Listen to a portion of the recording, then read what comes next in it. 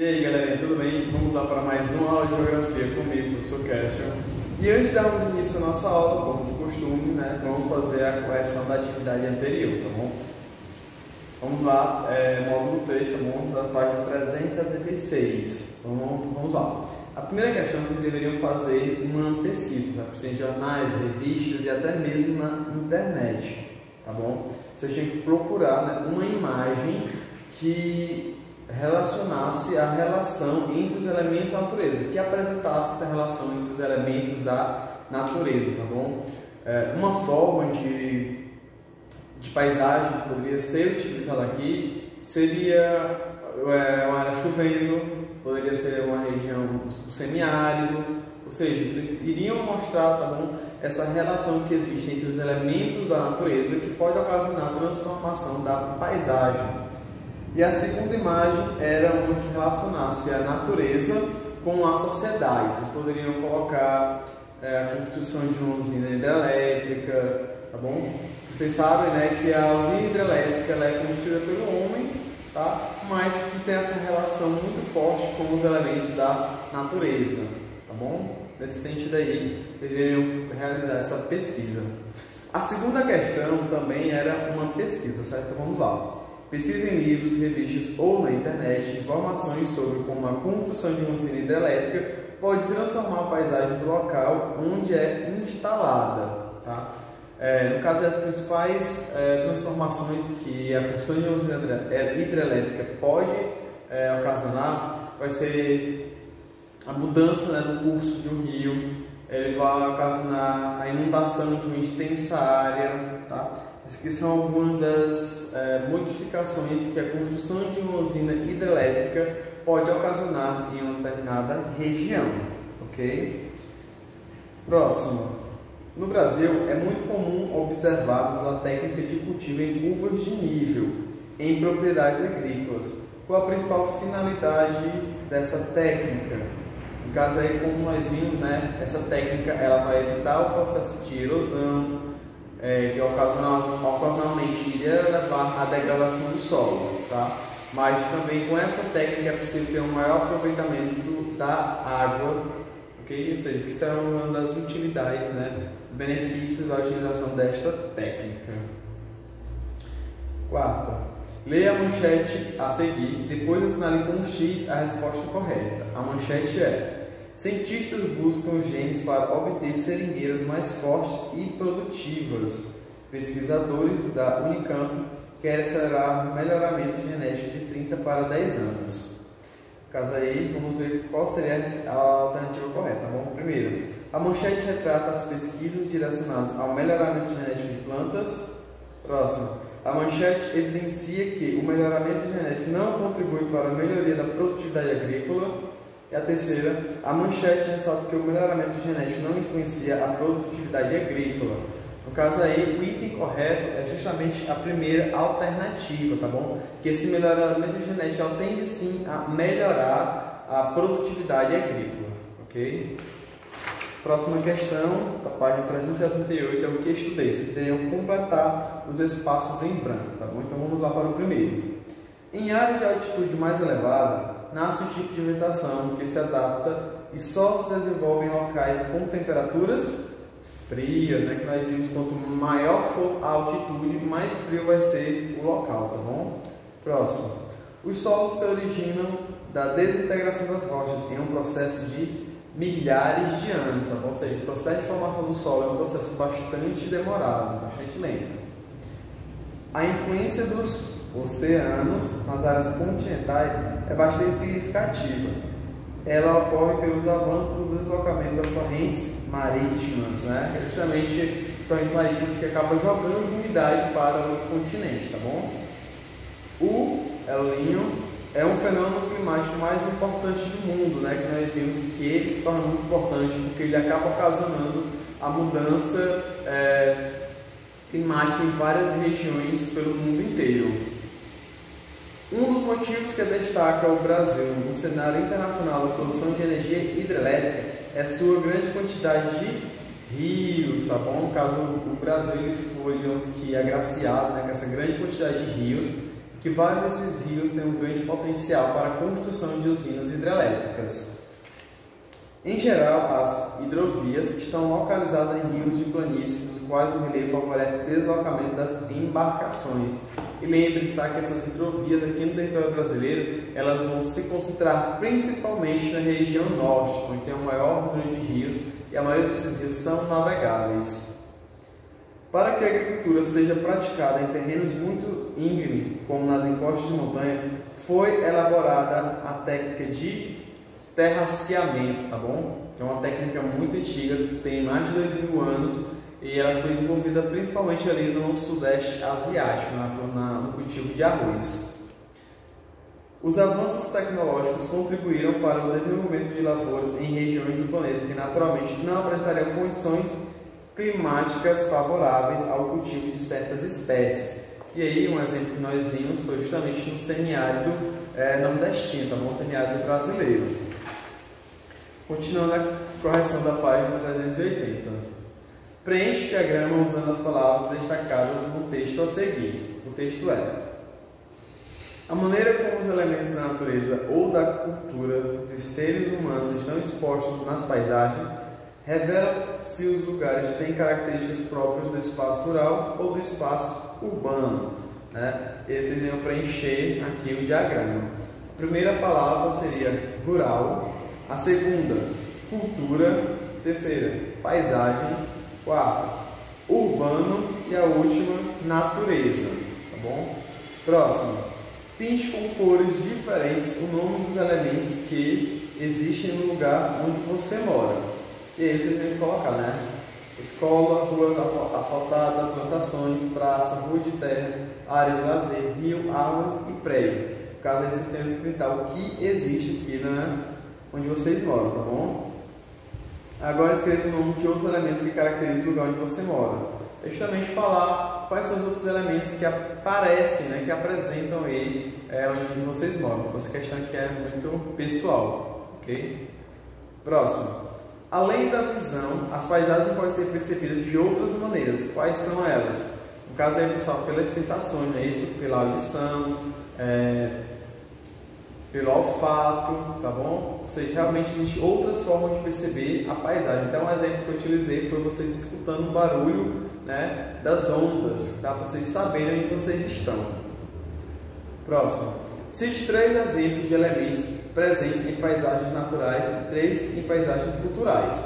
Paisagem natural, vocês poderiam colocar nuvens, montanhas, árvores, rios, seriam elementos naturais. Paisagem cultural, casas, ruas, carros, bicicletas e por aí vai. Quinta, relacione as duas colunas abaixo indicando a interdependência entre os elementos da natureza.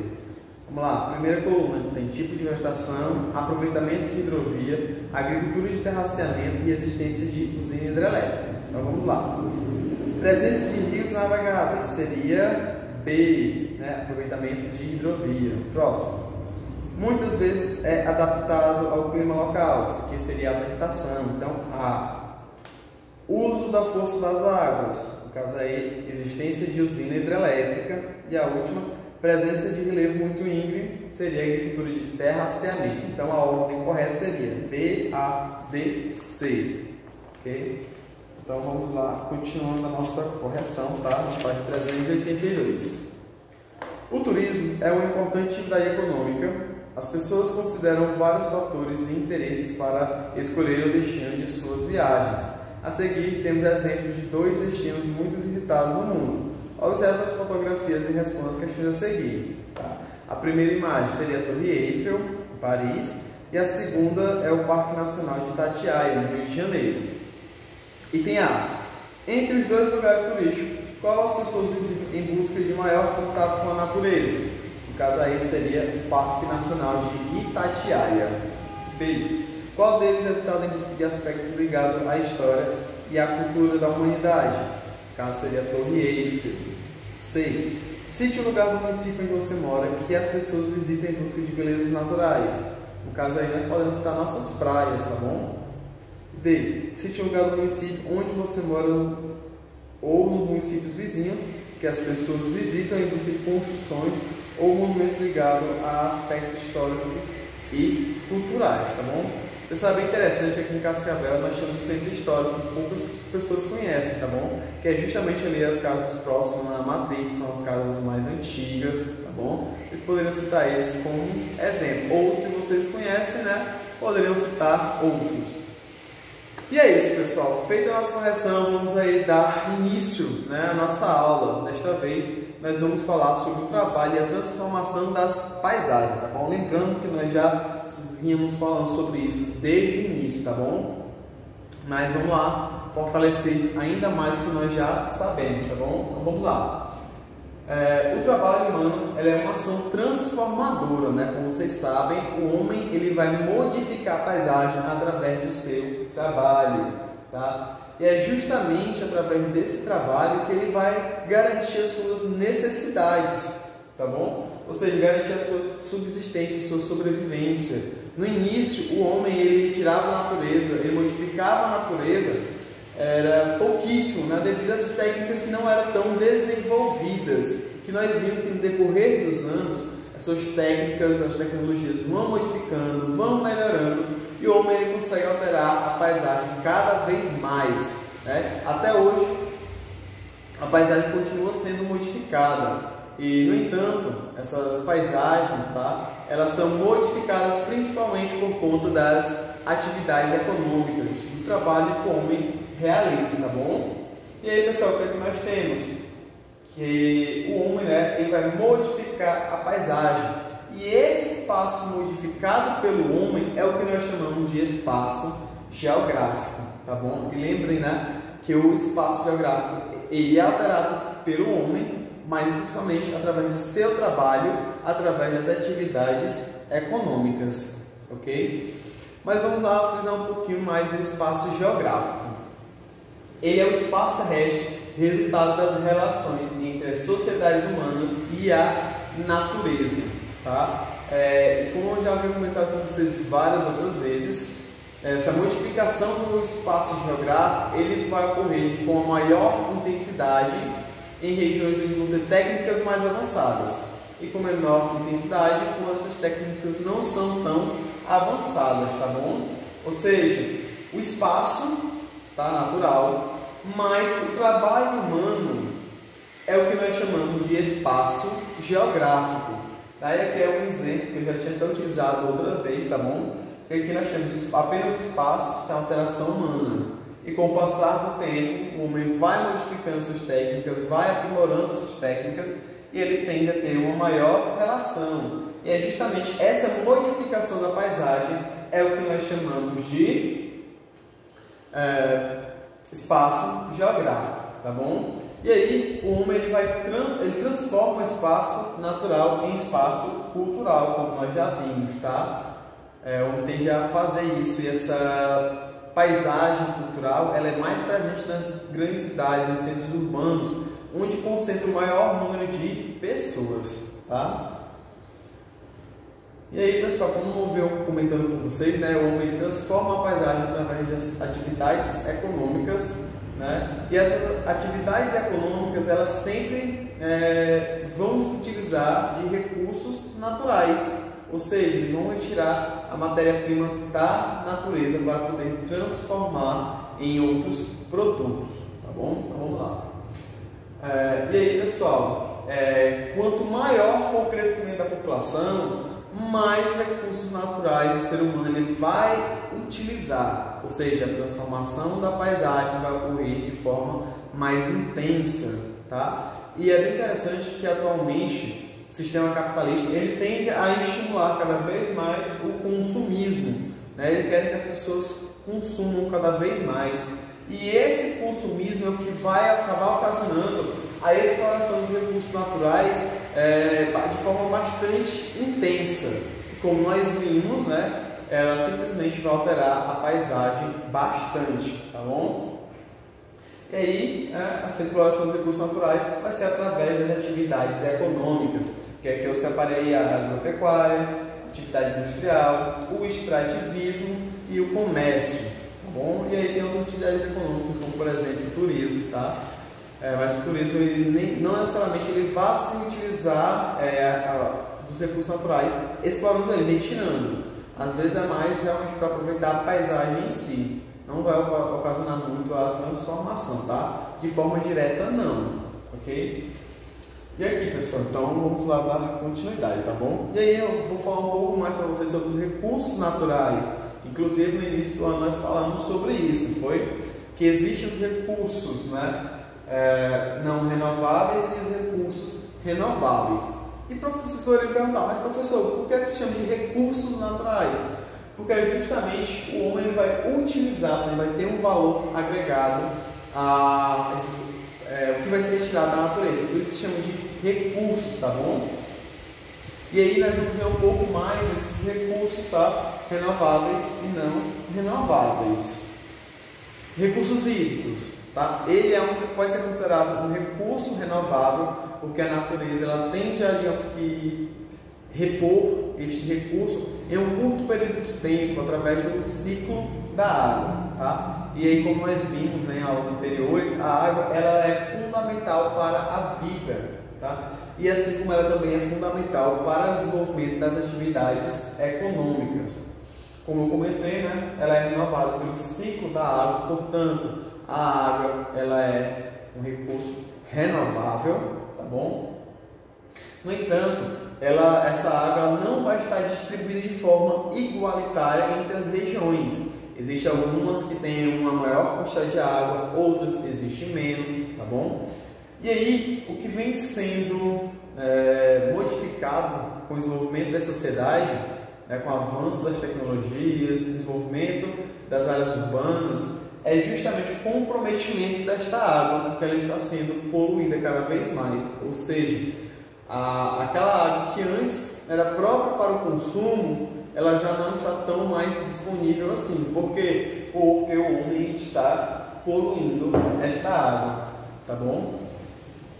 E aí, pessoal, a água, né, ela pode ser utilizada na indústria, em vários setores da indústria, tá bom?